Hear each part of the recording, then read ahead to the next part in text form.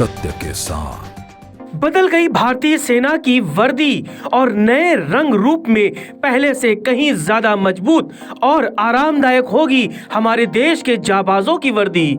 तो आइए आपको बताते हैं कि सेना दिवस पर आज देश ने जो नई वर्दी देखी और भारतीय सेना ने जो जवानों को नई वर्दी की सौगात दी वो कैसी है, उसकी खासियत क्या है और किस तरह से हमारे जाबाजों के लिए वो होगी मुफीद। नई वर्दी में डिजिटल कैमोफ्लेज पैटर्न होगा जो खास तौर से बल के लिए होगा, यानी इसका कपड़ा हल्का लेकिन मजबूत होगा और जल्द ही सूख जाएगा।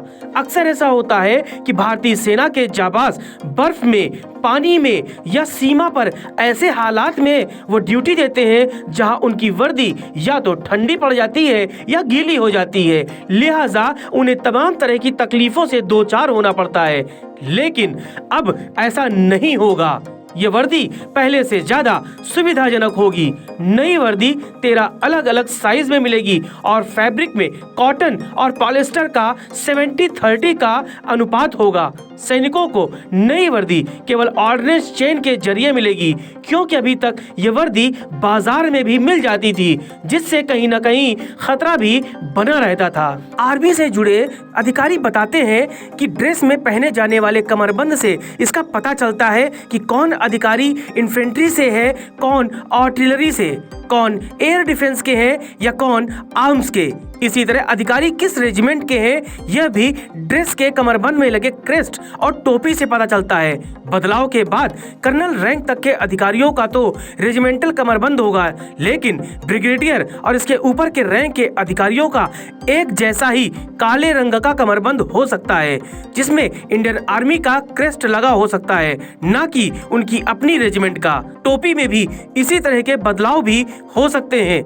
मेस आर्मी में आर्मी अधिकारी के रैंक का पता लगेगा, इससे रिबन लगे होंगे और नेम प्लेट होगी, जिससे किस रेजिमेंट के और किस सर्विस के हैं यह पता नहीं लगेगा। इसके पीछे मकसद है कि इंडियन आर्मी एक जैसी लगे, अलग अलग रेजिमेंट में बटी हुई न हो। इस तरह के कई और बदलाव होंगे, जैसे कि ट्राउजर में कई पॉकेट्स होंगी और शर्ट इस तरह बनाई जाएगी कि फिर उसे इन करने की जरूरत नहीं होगी।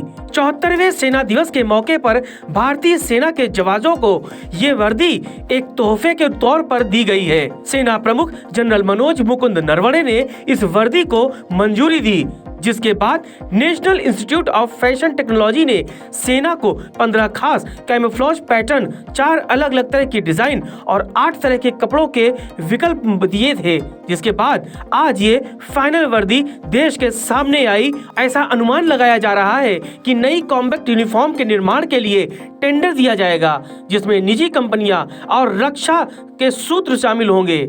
सूत्रों ने कहा कि इस बात पे भी चर्चा है कि इस समिति या लिमिटेड टेंडर रखे जाएं, जिससे केवल प्रतिष्ठित वेंडर्स को ही बुलाया जा सके, ताकि खुले बाजार में चोरी से बचा जा सके। भारतीय सेना के जाबाजों की जिस तरह से ड्यूटी विषम परिस्थितियों में होती है वो किसी से छिपी नहीं है।